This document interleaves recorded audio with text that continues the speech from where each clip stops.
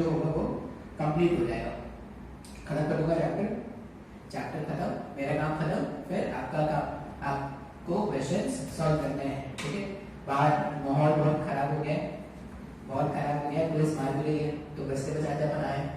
ठीक है, जब तक नहीं पिट रहा है तब तक लेक्चर्स बनते रहेंगे। जिस दिन पिट के, जिस दिन शहीद हो गए पढ़ाते पढ़ाते, क्या कर सकते हैं। तो बहुत ही खतरे के साथ अपन लेक्चर्स बना रहे हैं। तुमको घर में बैठ के देखना है, देख तो सकते ही। ठीक है, ऐसा तो है नहीं कि तुम मार खा के आ रहे हो तुम भी। अच्छा, स्टार्ट करते हैं अपन। आज का टॉपिक क्या है ना, कॉम्बिनेशन ऑफ एसएचएम या addition of SHM, addition of SHMs. हम क्या करेंगे ना, एसएचएम्स को ऐड करना सीखेंगे। ठीक है, अब एसएचएम्स को ऐड करना सीखेंगे, क्या मतलब है इसका। मान लो ये ऐसा है, ये हॉरिजॉन्टल प्लेन है, मान लेते हैं ये कैसा है, हॉरिजॉन्टल प्लेन है, फ्रिक्शन टेस्ट। अगर फ्रिक्शन होगा ना तो कभी भी एसएचएम नहीं हो पाएगा। ठीक है, इसलिए कैसा प्लेन लेते हैं, हॉरिजॉन्टल प्लेन फ्रिक्शन टेस्ट। अब अगर हॉरिजॉन्टल प्लेन फ्रिक्शन टेस्ट लिया है और ये मीन पोजीशन पे हमने एक पार्टिकल रख दिया था m मास का। ठीक है, मीन पोजीशन पे एक पार्टिकल रखा है m मास का। इस पार्टिकल पर अगर मैं इस डायरेक्शन में फोर्स अप्लाई करूं और जो फोर्स मैंने अप्लाई किया है वो -k/x के ऑर्डर का अगर है, ठीक है, पार्टिकल पे जो फोर्स लगाया वो -k/x के ऑर्डर का है, तो ये क्या करेगा, मीन पोजीशन के अबाउट टू एंड फ्रो इस तरह से मूव करना स्टार्ट करेगा। मान लो ये जो फोर्स है ना वो इधर नहीं अप्लाई करके, ये जो फोर्स है वो मान लो इस डायरेक्शन अप्लाई करके, ऐसे। बात समझ में आ रहा है। अगर मैंने फोर्स ऐसे अप्लाई किया होता, ये क्रॉस का मतलब क्या है, फोर्स मैंने अंदर के डायरेक्शन अप्लाई किया, तो हॉरिजॉन्टल प्लेन है, हॉरिजॉन्टल प्लेन पे व्हाइट बोर्ड ऐसा रखा हुआ है और ब्लॉक ऐसा है, तो अभी ब्लॉक क्या करता है, ऐसे ऐसे ऑसिलेट करता है। जब फोर्स इस डायरेक्शन से था तो ब्लॉक ऐसे ऐसे ऑसिलेट कर रहा था। अभी मैंने क्या ब्लॉक बोला, ये जो ब्लॉक है ये ब्लॉक ऐसे ऐसे ऑसिलेट कर रहा है। ठीक है, अब दोनों फोर्सेस अगर अलग अलग लगाते, मान लो ये फोर्स, अगर मैं इस डायरेक्शन से फोर्स लगाऊंगा तो ऐसा ऐसा ऑसिलेशन, और इस डायरेक्शन से फोर्स लगाऊंगा तो ऐसा ऐसा ऑसिलेशन। बात समझ में आ रहा है। अब क्या करते हैं ना, कहानी को थोड़ा कॉम्प्लिकेट करते हैं। अब कॉम्प्लिकेट कैसे करेंगे, अभी तक हम बोल रहे थे फोर्स जो लगा रहे हैं वो सिर्फ एक ही फोर्स लगा रहे थे क्या। अब इसी पार्टिकल पे ना साइमल्टेनियसली दोनों फोर्सेस लगाना स्टार्ट कर दो। मतलब जो पार्टिकल है, अब हमने क्या किया, एक फोर्स ऐसा लगा दिया है, इसके कारण ऐसा ऐसा ऑसिलेट करता, और एक फोर्स ऐसा लगा दिया उसके कारण ऐसा ऐसा ऑसिलेट करेगा। बात समझ में आ रहा है। तो अपने को जानना है कि ठीक है भाई, अगर मैंने दो एसएचएम्स एक साथ करा दिए, एक पार्टिकल को दो ऐसे फोर्स दे दिए जो एसएचएम करा सकता है, तो पार्टिकल का नेट डिस्प्लेसमेंट क्या होगा ये मेरे को कैलकुलेट करना है। बात समझ में आ रहा है क्या। तो उसी को हम क्या बोल रहे हैं, दो एसएचएम्स सबको ऐड करना सीखना है। अब अगर मैं बात करूं ना तो हमारे सिलेबस में, अब जैसे मैंने बोला कि एक पार्टिकल इधर चल रहा है, एक पार्टिकल उधर, जो मेरे पास फोर्स था पार्टिकल पे लगने वाला, एक फोर्स इधर, एक फोर्स इसको ऐसा लेके जाना चाह रहा है, एक फोर्स इसको ऐसा लेके जाना चाह रहा है। तो रिजल्टेंट क्या होता था, अगर आपको वो रिवर बोट प्रॉब्लम याद हो ना, तो रिवर बोट प्रॉब्लम ऐसे कुछ करते थे, रिवर जो है वो बोट को इधर लेके जाना चाहता है और स्विमर बोट को इधर लेके जाना चाहता है। तो रिजल्ट में क्या होता है, जो बोट होता है वो दोनों को सेटिस्फाई करता है, ठीक है भाई मैं तेरी बात ही मानूंगा, मैं तेरी बात ही मानूंगा, और वो क्या करता था, इनके रिजल्टेंट पे चलता था। क्या वैसा ही कुछ यहाँ पे भी होगा। अब अगर दो फोर्सेस हैं, एक फोर्स ऐसा लेके जाना चाह रहा है, एक फोर्स ऐसा लेके जाना चाह रहा है, तो किसी भी इंस्टेंट पे इसका जो नेट डिस्प्लेसमेंट होगा ना, वो इस वाले फोर्स के डिस्प्लेसमेंट प्लस इस वाले फोर्स के डिस्प्लेसमेंट का वेक्टर सम होगा। बात समझ में आ रहा है। अच्छा, अब अपने सिलेबस में जो एसएचएम्स को ऐड करेंगे ना, वो मोस्ट ऑफ द टाइम, मतलब 90% टाइम ऐसे एसएचएम्स को ऐड करेंगे जो एक ही डायरेक्शन में है, जो लीनियर है। जैसे पहला फोर्स भी ऐसा ही लगा हुआ है और दूसरा फोर्स भी ऐसे ही लगा है, मतलब दोनों का डायरेक्शन क्या है, ऐसा सेम है। तो 90% टाइम तो वैसे ही क्वेश्चन आएंगे, मेंस में, मेडिकल के एग्जाम में ऐसे ही क्वेश्चन आएंगे। कुछ क्वेश्चंस एडवांस के लिए भी होंगे जो मैं आपको बता दूंगा अलग से। ठीक है, तो हम पहले क्या करते हैं, सिंपलेस्ट केस को स्टडी करना स्टार्ट करते हैं। अब सबसे सिंपलेस्ट केस को जब आप स्टडी करना स्टार्ट करोगे तो याद रखो हम क्या करने वाले हैं, दो एसएचएम्स को ऐड करना सीखने वाले हैं। ठीक है, अच्छा अब इसी प्रिंसिपल को या इसी थ्योरम को जो हम अभी पढ़ रहे हैं ना, उसको आगे जाके वेव्स में हम क्या करेंगे, सुपरपोजिशन प्रिंसिपल के नाम से सीखने वाले हैं। मतलब यही थ्योरम जो हम अभी यहाँ पे वेव्स में सीख रहे हैं, वही क्या जो हम अभी एसएचएम्स में सीख रहे हैं, वही हम वेव्स में ले जाएंगे सुपरपोजिशन प्रिंसिपल के नाम से। बात समझ में आ रहा है? कंसेप्ट क्या याद रखना है कि अगर एक पार्टिकल है वो दो फोर्सेस के कारण एसएचएम कर रहा है, दो फोर्सेस के कारण एसएचएम कर रहा है, तो किसी भी इंस्टेंट पर, ये जो लाइन है ना वो आप चाहो तो नोट कर लेना, अगर कोई पार्टिकल दो फोर्सेस के कारण एसएचएम कर रहा है तो किसी भी इंस्टेंट पर पार्टिकल का डिस्प्लेसमेंट दोनों फोर्सेस के डिस्प्लेसमेंट का वेक्टर सम होगा। ठीक है, इस थ्योरम को हम क्या बोलते हैं, सुपरपोजिशन प्रिंसिपल। याद से ये लाइन को नोट कर लेना कि अगर कोई पार्टिकल दो फोर्सेस के कारण एसएचएम कर रहा है तो किसी भी इंस्टेंट पर पार्टिकल का जो डिस्प्लेसमेंट होगा वो दोनों फोर्सेस के डिस्प्लेसमेंट का, दोनों फोर्सेस जो इंडिविजुअली डिस्प्लेसमेंट क्रिएट करते हैं उनका वेक्टर सम होगा। बात समझ में आ रहा है क्या? अब जब मैं स्टार्ट करूंगा तो अपन सिंपलेस्ट केस से स्टार्ट करेंगे, बाद में इसको थोड़ा कॉम्प्लिकेट करना स्टार्ट करते हैं। ठीक है, मान लो मैंने बोला कि मेरे पास जो पार्टिकल है जो एसएचएम एग्जीक्यूट करने वाला है उसको मैंने दो एसएचएम दिए हैं। ठीक है, जो पार्टिकल है जो एसएचएम एग्जीक्यूट करने वाला है उसको मैंने क्या किया, दो एसएचएम दिया है। और अभी मान लो कि दोनों जो फोर्सेस है ना, दोनों फोर्सेस एक ही डायरेक्शन में। मान लो पहला वाला जो फोर्स था उसके कारण जो एसएचएम का इक्वेशन बनता x1 equals to a1 sin omega t। बात समझ में आ रहा है? थोड़ा मैथमेटिक्स होगा। ठीक है, अच्छा मैं डेरिवेशन कराऊंगा, एक क्वेश्चन में मैं आपको डेरिवेशन कराऊंगा, आगे वाले क्वेश्चन में आप डेरिवेशन नहीं करोगे, आपको एक फॉर्मूला लिखना स्टार्ट हो जाएगा, वो फॉर्मूला याद रखोगे। मेडिकल वाले स्टूडेंट्स के लिए डेरिवेशन कोई इंपॉर्टेंट नहीं है, लेकिन जो मैथ्स वाले स्टूडेंट है ना वो डेरिवेशन ध्यान से याद रखेंगे क्योंकि डेरिवेशंस को भी यूज करके क्वेश्चंस बनाते हैं। ठीक है, अच्छा मैंने बोला कि जो पार्टिकल है उस पार्टिकल को पहले फोर्स के कारण जो डिस्प्लेसमेंट मिल रहा है वो कुछ तो ऐसा है, x1 equals to a1 sin omega t, और इसी पार्टिकल को दूसरे फोर्स के कारण जो डिस्प्लेसमेंट मिलेगा वो होगा a2 sin omega t plus 5। मैंने दो रैंडमली ऐसे इक्वेशंस ले लिए, पहले पार्टिकल का जो इक्वेशन लिखा है वो a1 sin ओमेगा t और दूसरे पार्टिकल का जो इक्वेशन लिखा है वो a2 sin omega t plus 5। बात समझ में आ रहा है? अच्छा, थ्योरम के हिसाब से मुझे नेट डिस्प्लेसमेंट जानना है पार्टिकल का। फोर्स 1 के कारण ऐसा डिस्प्लेसमेंट इक्वेशन था, फोर्स 2 के कारण ऐसा डिस्प्लेसमेंट इक्वेशन है। थ्योरम के हिसाब से मुझे पार्टिकल का अगर नेट डिस्प्लेसमेंट जानना है तो पार्टिकल का नेट डिस्प्लेसमेंट क्या करने वाले हैं, x1 प्लस x2, दोनों डिस्प्लेसमेंट्स का वेक्टर सम ही तो करने वाले हैं। अभी मैंने सिंपलेस्ट केस माना है जिसमें दोनों का डिस्प्लेसमेंट एक ही डायरेक्शन में है, दोनों x के अलोंग है, तो सिंपली ऐसे ऐड कर सकते हैं। अब अगर मैं इसको और सिंपलीफाई करूं, देखो x10 को मैं ऐसा भी लिख सकता हूं क्या, x1 के प्लेस में लिख दिया a1 sin omega t plus a2 sin omega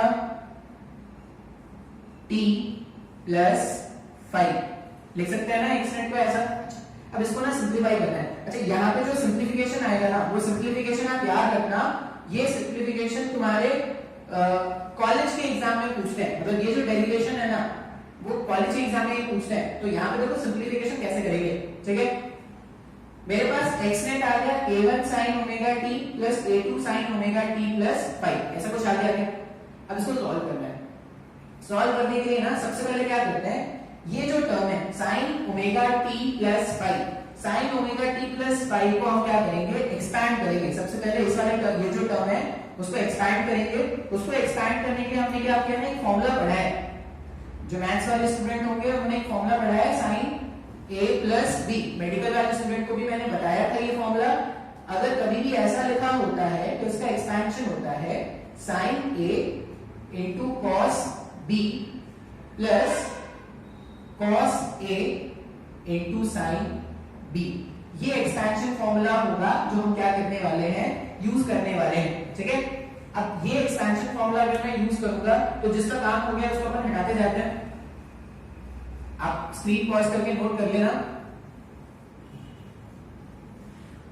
a1 sin omega t, ठीक है। मेरे को x नेट कैलकुलेट करना है, x net equals to a1 sin omega t, अभी एज इट इज रहने दो, a1 sin omega t plus a2 मैंने बाहर रखा और sin ओमेगा t प्लस 5 का एक्सपेंशन कर देते हैं उस फॉर्मूले से, तो ये क्या हो जाएगा sin ओमेगा t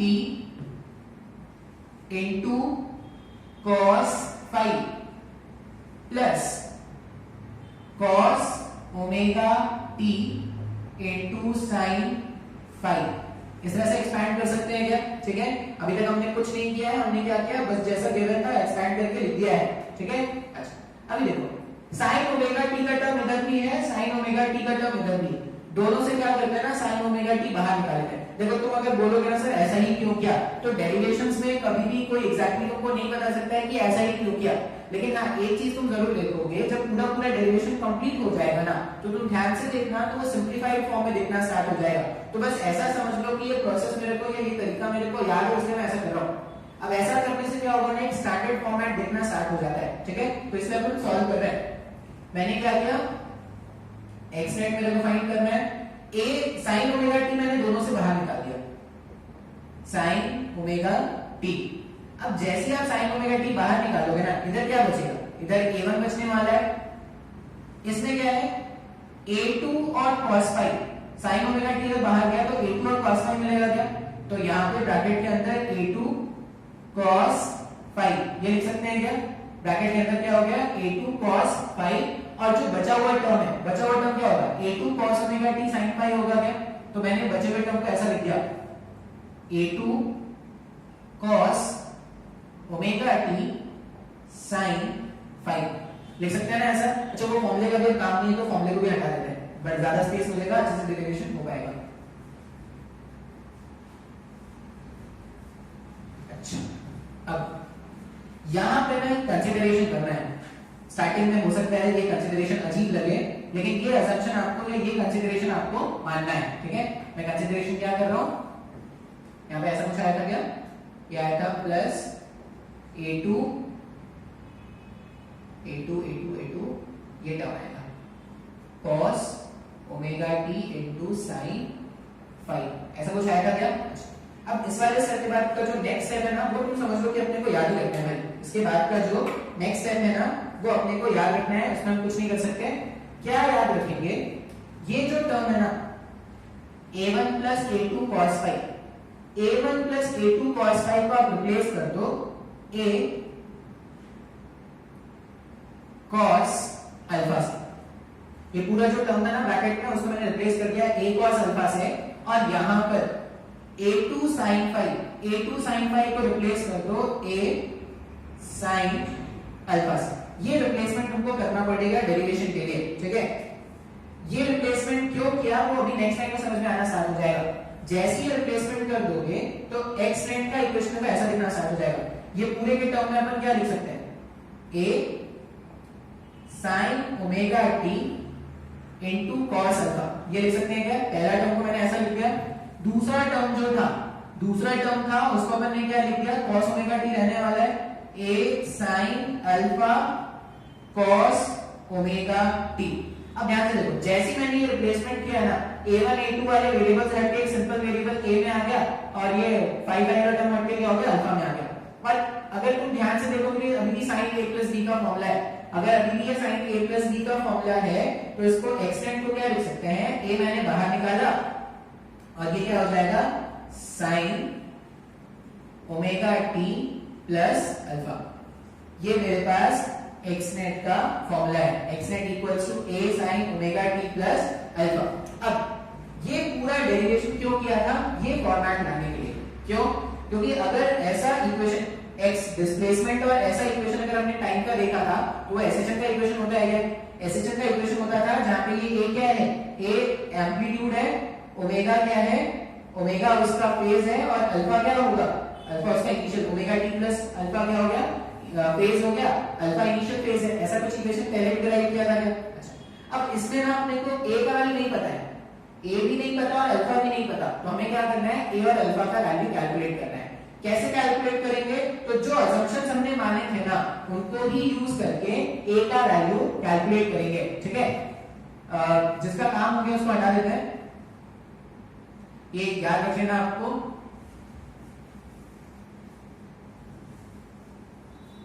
ए का वैल्यू अपने को फाइंड करना है, ठीक है। ये मेरे पास इक्वेशन आ गया एसएचएम के जैसा इक्वेशन। मतलब क्या है कि दो एसएचएम्स को अगर मैंने ऐड किया, कैसे एसएचएम्स को, दो लीनियर एसएचएम्स को मैंने ऐड किया तो जो रिजल्ट आया वो भी एसएचएम आया है, ठीक है। मेरे पास ऐसा है a cos alpha equals to a1 plus a2 cos phi. एक इक्वेशन ये है और दूसरा इक्वेशन क्या है, a sin alpha equals to a2 sin phi. अगर मैं स्क्वायरिंग एडिंग करूं, ऐसा कैलकुलेशन तुमने अपने लोअर क्लासेस 10 में बहुत सारा किया होगा। स्क्वायरिंग एडिंग जैसे करोगे ना तो ये cos square alpha sin square alpha दोनों से a कॉमन बाहर निकाला जा सकता है कि a का स्क्वायर।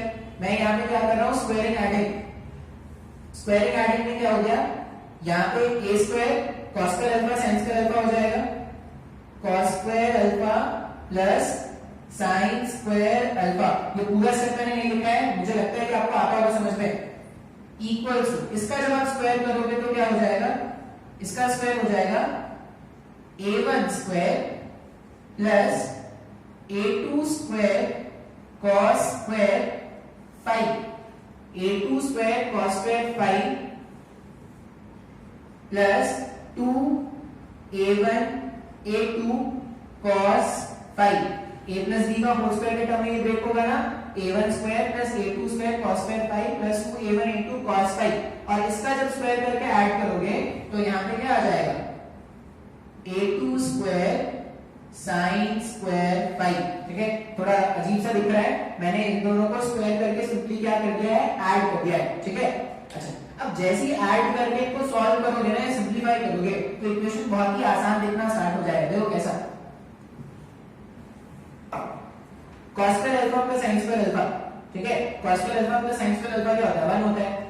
तो यहां पर LHS में हमारे पास क्या बचेगा, LHS में बचेगा a square equals to a1 square को एज इट इज रहने दो, a1 स्क्वायर को एज इट इज रहने दो। यहां पे देखो a2 square cos square alpha और a2 square sin square alpha, दोनों से अगर मैं a2 स्क्वायर बाहर निकाल दूं, a2 square cos square phi है, a2 square cos square phi, a2 square sin square phi, दोनों से अगर मैं a2 स्क्वायर बाहर निकाल दूं तो यहां पे क्या हो जाएगा, ये a2 स्क्वायर हो गया है, ये a2 square plus 2a1 a2 cos phi.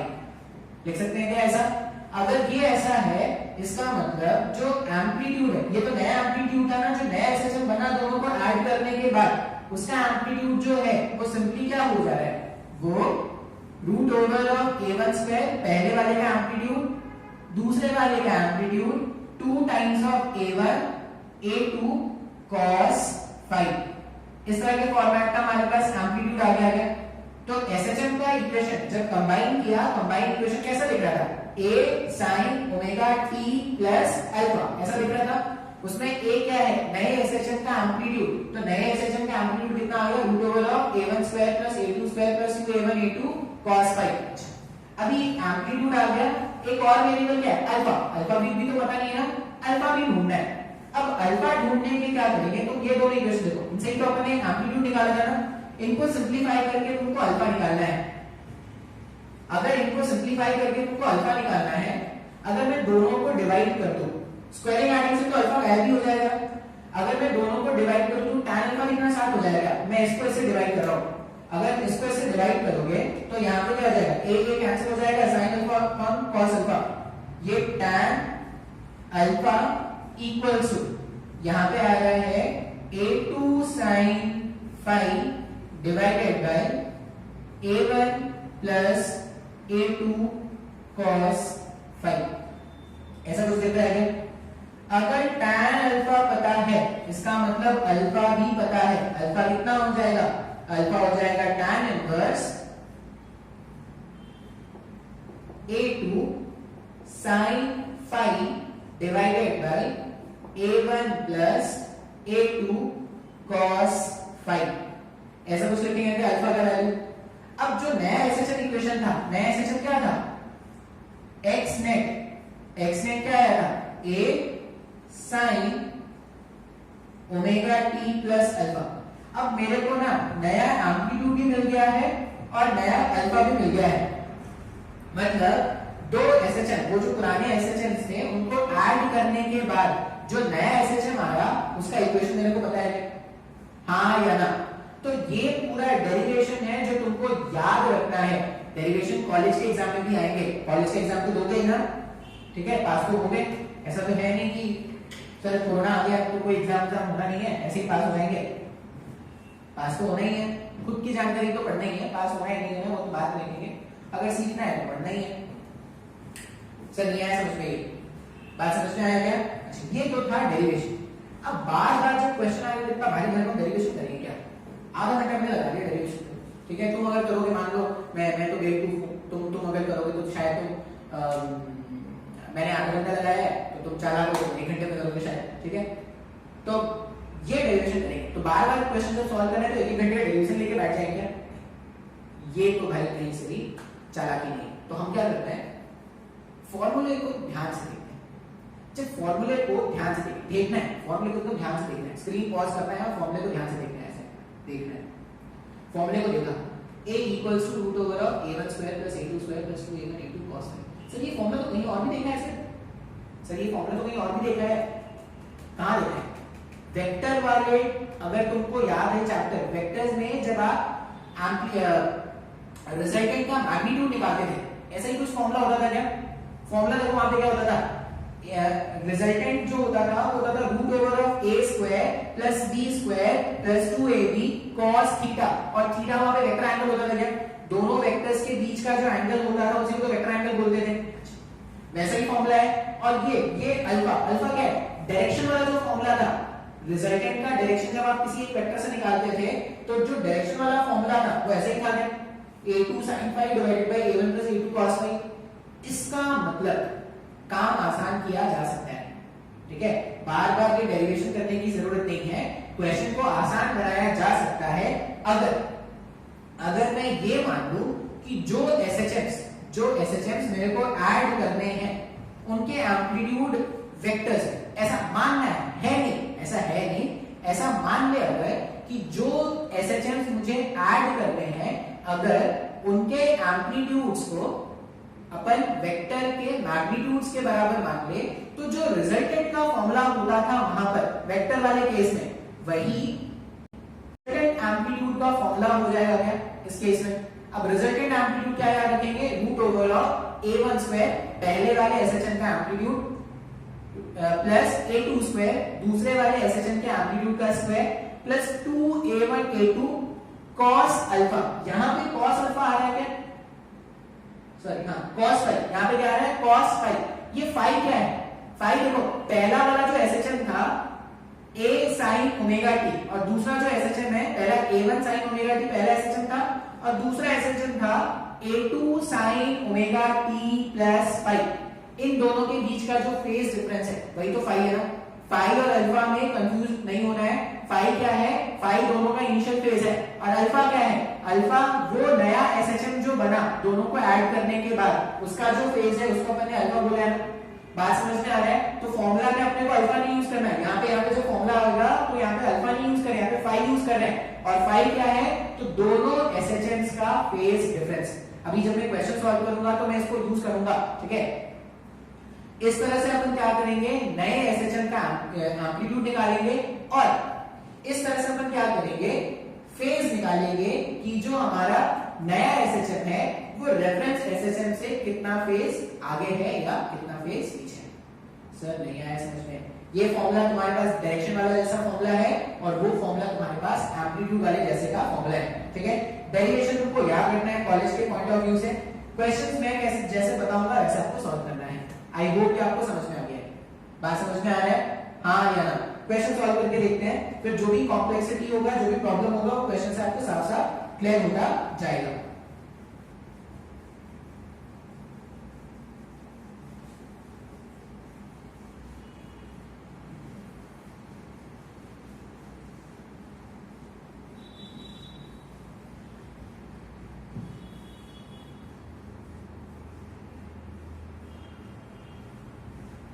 ठीक है, पहला क्वेश्चन स्टार्ट करते हैं। देखो क्वेश्चन तुमको खुद से भी बहुत सारे सॉल्व करने पड़ेंगे। जब तक तुम क्वेश्चन नहीं सॉल्व करोगे ना, बहुत ज्यादा मैथ्स है, तो जो लोग क्वेश्चन सॉल्व कर रहे हैं उनको पता चल रहा है कि क्या प्रॉब्लम हो रहा है। कुछ लोग हैं वो एकदम बिंदास हो गए हैं कि नहीं भाई अपन तो राम रामायण महाभारत और ये सब देखेंगे, मस्त वाली लाइफ चल गई अपनी, शक्तिमान देखेंगे, ये सब देखेंगे, पढ़ता होता कौन है, पढ़ाई कर लो। ठीक है, कुछ लोग क्या कर रहे हैं, खाने का वीडियो डाल रहे हैं, तो इतनी गाली देने को मिलता है ना, मुझे खाने का वीडियो डाल रहे हैं। भाई लोगों को खाना नहीं मिल रहा है तो क्या खाने का वीडियो डाल रहे हो, ज्यादा हो गया तो बांट लो यार। देखो पहला क्वेश्चन, मान लो क्वेश्चन ऐसा है, x equals to 3 sin omega t plus pi by 3 तो होता है, पाई बाई 3 हो गया 60, 2 पाई बाई 3, ठीक है, 2 पाई बाई 3 प्लस 4 sin omega t plus pi by 6। आसान से वैल्यू ले रहा हूं अभी समझाने के लिए, ठीक है, ऐसे एंगल्स कुछ भी हो सकते हैं। ऐसा एक क्वेश्चन दिया है, x equals to 3 sin omega t plus 2 pi by 3 प्लस 4 sin omega t plus pi by 6, ठीक है, ऐसा एक इक्वेशन गिवन है। अब इनको ऐड करके एक एसएचएम बनाना है, ठीक है। अब ऐड करने के लिए मेरे पास दो फॉर्मूला है, ठीक है, एक तो एम्पलीट्यूड रिजल्टेंट कैलकुलेट करना है और एक नया फेज कैलकुलेट करने का है, तो फेज जो नया से डिफर करेगा वो कैलकुलेट करने का फॉर्मूला है। अब जो एम्पलीट्यूड का फॉर्मूला था ना, देखो एम्पलीट्यूड का जो फॉर्मूला है वो ऐसा आया था, a1 square plus a2 square plus 2a1 a2 cos phi, ऐसा फॉर्मूला आएगा क्या। अब इससे पहले वाले क्वेश्चन में मतलब जो प्रूफ था ना वहां पर a1 a2 मैंने मेंशन कर दिया था, यहां पे पता है कि a1 a2 क्या है, इसे पता है कि a1 a2 क्या है, 3a1 है या 4a1 है, कौन a1 है कौन a2 है, देखो पता है क्या, या किसी को भी a1 a2 मानना है, किसी को भी नहीं मानते। हम क्या करते हैं ना, ये याद रखना है, जो भी छोटा फेज वाला तुमको दिखेगा ना उसको तो हमेशा a1 मानना, ये नोट करके अपने कॉपी में लिखना। अगर आप नोट्स बनाते हो तो आप क्या करना, जो भी छोटा फेज वाला इक्वेशन होगा ना उसका जो एम्पलीट्यूड है उसको आप a1 मानना। बात समझ में आ रहा है, ठीक है, और वही हमारा रेफरेंस इक्वेशन है जिसको रेफरेंस मान के हम क्या करेंगे, कॉम्बिनेशन वाले का इक्वेशन लिखेंगे, ठीक है।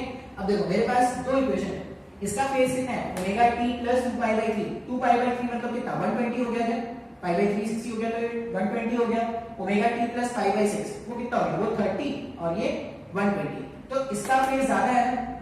अब अपने को कम फेज वाले को a1 मानना है क्या, तो कम फेज वाला तो वो है भाई, अगर कम फेज वाला वो है तो यहाँ पे क्या होगा, a1 का वैल्यू 4 लिखेंगे, ठीक है, अगर ये a1 हो गया तो a2 कितना हो गया, a2 3 हो गया, फिर दोनों के बीच का जो फेज डिफरेंस है वही तो 5 था ना, दोनों के बीच का जो फेज डिफरेंस है वही तो 5 होगा। अब फेज डिफरेंस बड़े वाले में से छोटे को माइनस करोगे, तो जब आप फेज डिफरेंस कैलकुलेट करोगे तो omega t plus 2 pi by 3 minus omega T minus pi upon 6 plus omega T minus omega T, ये कैंसिल आउट हो जाएंगे, plus omega T minus omega T अगर कैंसिल हो गया तो ये क्या है 2 पाई बाई 3, ये 120 माइनस 30 90 आ रहा है क्या, मतलब ये जो फेज डिफरेंस आएगा वो पाई बाई 2 का आएगा। सर देखो नहीं समझ में आएगी कैलकुलेशन, आप एलसीएम लेके भी सॉल्व करोगे ना तभी यही आंसर आने वाला है, ठीक है। यहाँ पे क्या करना, 2 से मल्टीप्लाई करना, 2 से डिवाइड कर देना, तो 4 pi upon 6 minus pi upon 6, तो 3 पाई अपॉन 6 होगा तो पाई अपॉन 2 आ जाएगा, ठीक है। एक बार a1 a2 5 इन सबका वैल्यू मिल गया ना, तो अपन क्या करते हैं, वैल्यूज कैलकुलेट करना स्टार्ट करते हैं। सबसे पहले a इक्वल्स टू क्या होता है, root over of a1 square plus a2 square plus 2a1 a2 cos of 5 cos of pi by 2, मैंने फॉर्मूले में वैल्यूज को पुट कर दिया। अच्छा cos 90 का वैल्यू कितना होता है, cos 90 0 होता है, अगर cos 90 0 हो गया तो ये पूरा टर्म ये पूरा टर्म जीरो हो गया ना, ये पूरा टर्म जीरो होने का मतलब है जो नया एम्पलीट्यूड बना, नया एम्पलीट्यूड जो बना वो क्या हो जाएगा 4 का स्क्वायर प्लस 3 का स्क्वायर, ये 5 के बराबर आ जाएगा क्या। तो जो नया एम्पलीट्यूड है मतलब जो नया एसएचएम बन रहा है उसका एम्पलीट्यूड कितना हो गया 5। बात समझ में आ रहा है। अभी अल्फा भी निकालना है। अल्फा के लिए फॉर्मूला क्या था, अल्फा के लिए फॉर्मूला था tan इनवर्स a2 sin 5, ये तुमको याद रखना है, divided by a1 plus a2 cos 5, यही फॉर्मूला है क्या। अब इसको अगर मैं सिंपलीफाई करके अल्फा निकालूं ना तो इनका नाम हो गया, इनको हटा देते हैं, सारे वैल्यूज तो अपने को पता ही है।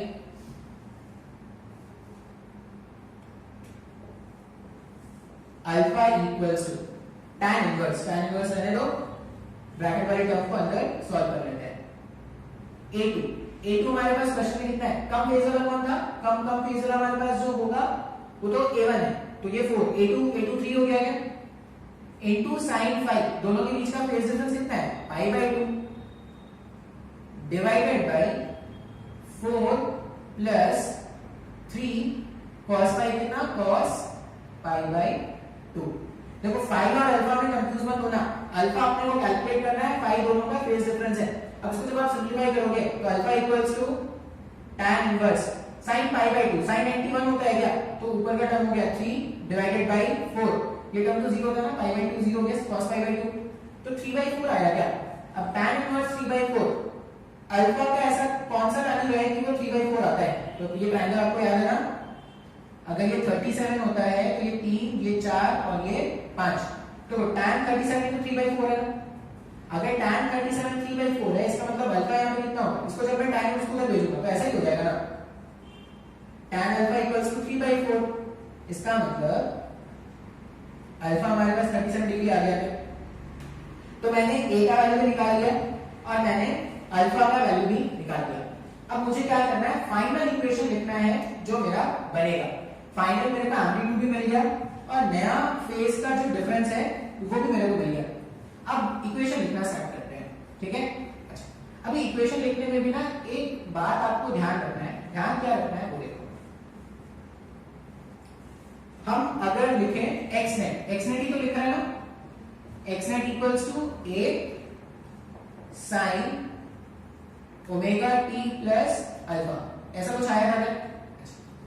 अब ये वाला इक्वेशन, ये इक्वेशन जो हमने डेरिवेशन किया था इसमें रेफरेंस किसको माना था हमने, रेफरेंस मेरा पहला वाला इक्वेशन था। ये ओमेगा टी जो है, ओमेगा टी क्या है, पहले वाली इक्वेशन का पहले वाला जो हमारे पास डिस्प्लेसमेंट था उसका फेज ओमेगा टी था क्या, कम फेज वाला ही वहां पे a1 था ना, कम फेज वाला वहां पे a1 था, तो कम फेज वाला a1 था तो ओमेगा टी मतलब क्या है, ये ओमेगा टी जो है वो एक्चुअल में फेज ऑफ a1 है क्या, a1 का फेज है ना। तो इस वाले क्वेश्चन में अगर आप देखोगे तो a1 का फेज क्या है, ओमेगा टी है क्या, नहीं। अब ध्यान से देखो, a1 का फेज ना omega t plus pi by 6 है। इसका मतलब जब मैं xnet लिखूंगा ना इस वाले क्वेश्चन के लिए, जब मैं xnet लिखूंगा तो a तो मेरे पास आ गया है 5, a तो मेरे पास आ गया है 5, यहां पे हो जाएगा sin। अब जब मैंने डिराइव किया था ना तो a1 का फेज कितना था, ओमेगा टी, ऐसा ही था क्या। अगर जब मैंने डिराइव किया होता, अगर a1 का फेज वहां पे होता omega t plus pi by 4, मान लो ऐसा होता, तो फाइनल आंसर पता है क्या होता, omega t plus pi by 4 plus alpha. बात समझ में आ रहा है, मतलब a1 के फेज में आपको ये अल्फा वाला टर्म ऐड करना है। सर नहीं आया समझ में, बात समझ में आ रहा है। जो कि तुम्हारा रेफरेंस है, रेफरेंस कौन सा है, कम फेज वाला जो टर्म था वही तो हमारा रेफरेंस था ना, तो उसका जो भी फेज है उसमें आपको अल्फा ऐड करना है। तो जब आप फाइनल आंसर लिखोगे ना तो फाइनल आंसर को ऐसा लिखेंगे, 5 sin, कम जो एम्पलीट्यूड था उसका फेज कितना था, omega t plus pi by 6 plus alpha कितना आया इस केस में, अल्फा आया 37 डिग्री, मतलब ये फाइनल हमारा आंसर है। तुम ध्यान रखना इस बात को, तुम जब क्वेश्चन जब सॉल्व करोगे ना एग्जाम में तो तुम देखना एक ऑप्शन ये भी तुमको मिलेगा, xnet equals to 5 sin omega t plus 37। अगर तुमने खुशी खुशी में इस इक्वेशन को टिक कर दिया तो तुम्हारा आंसर गलत हो जाएगा, तो जो तुम्हारी खुशी एग्जाम के टाइम में होगी, रिजल्ट के बाद वो तुम्हारा दम बन जाएगा। बात समझ में आ रहा है क्या? तो ज्यादा खुश नहीं होना है, खुशी खुशी में गलत नहीं मार्क कर देना है, ये बात का ध्यान रखना है। जब भी मैं यहाँ पे फेज लिख रहा हूँ, ये फेज किसका होना चाहिए? ये A1 का फेज होना चाहिए। A1 कौन है? जिसका फेज कम था वो मेरा A1 था, तो A1 का फेज प्लस अल्फा। सर नहीं आया समझ में? बात समझ में आया क्या? हाँ या ना? मैं एक क्वेश्चन और सॉल्व कराऊंगा, ठीक है? अब एक क्वेश्चन और जो सॉल्व होंगे यहाँ पे, फिर से मैं आपको इक्वेशन लिख के दे रहा हूँ, सॉल्व आपको खुद से करना है।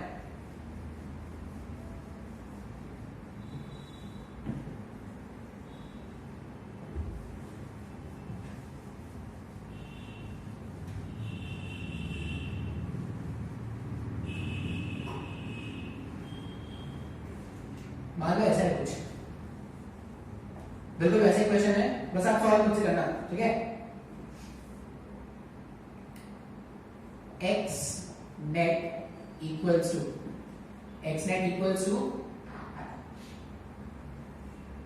यहाँ पे ले लो 5, ठीक है? 5 sin omega t, 5 sin omega t, कुछ एंगल ले लेते हैं, माइनस π/3, ठीक है? 5 sin omega t minus π/3 plus यहाँ पे ले लो 12 sin omega t, 12 sin omega t plus π/3, π/3 नहीं π/6 लिया जाता है। ये question 5 sin omega t minus π/3 plus 12 sin omega t plus π/6। Screen pause करना, खुद से सॉल्व करने की कोशिश करना, ठीक है? देखते हैं जो भी आपका आंसर आया होगा, अगर आपने ट्राई किया है तो। फिर से A1 A2 का सिलेक्शन क्यों करना है? A1 A2, अब ऐसा मत सोचना कि जिसका एम्पलीट्यूड ज्यादा है वो A1 ले लो, जिसका एम्पलीट्यूड कम है A2, ऐसा कुछ नहीं सोचना है, फेज आपको देखना है। अभी यहाँ पे देखो, इसका फेज क्या है? ओमेगा t माइनस π/3, उसका फेज है ओमेगा t प्लस π/6। ये कितना है? ये π/3 मतलब 60 और ये 30। इसका फेज आता है क्या?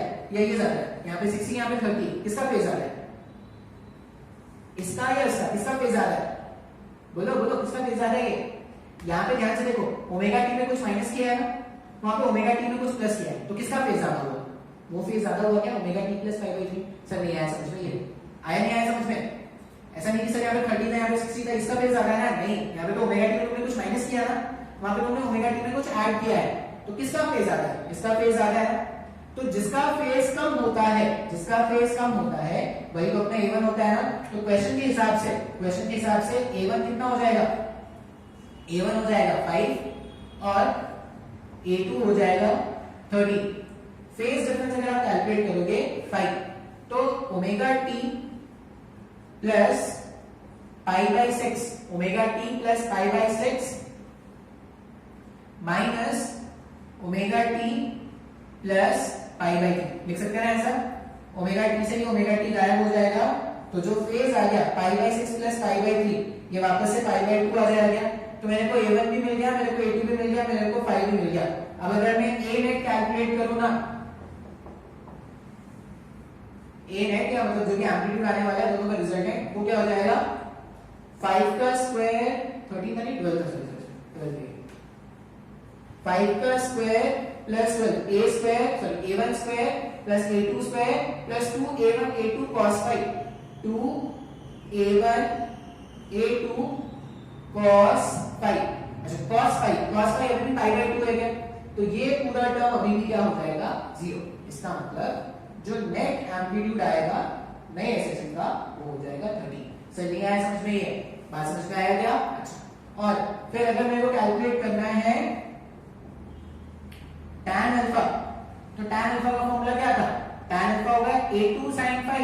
A2 कितना हमारे पास? A2 हमारे पास है 12 sin phi। sin phi मतलब sin π/2 divided by 5 plus 12 cos π/2। ये टर्म वापस से गायब और ये sin π/2 1। तो tan अल्फा कितना? tan अल्फा 12/5 आया क्या? इसका मतलब जो अल्फा बन के आएगा वो हो जाएगा tan इनवर्स 12/5। सर ये नहीं समझ में आया, ये मेरे पास अल्फा आ गया क्या? एक बार जब अल्फा आ गया तो इक्वेशन ध्यान से देख के लिखना है। अब इक्वेशन में क्या लिखेंगे, देखो रेफरेंस कौन सा है, जिस A1 वाला ये वाला रेफरेंस है ना, तो जो A1 का फेज है वो रेफरेंस है, उसमें इतना फेज हमने को क्या करना है, ऐड करना है। तो जो नया इक्वेशन है ना, देखो ऐसा कुछ बनेगा, x नेट 30, ठीक है, इसका फेज कम था, sin omega t minus pi by 3 plus tan inverse 12 by 5, ये अपना आंसर है। आई होप ये भी आपको समझ में आया होगा, ठीक है।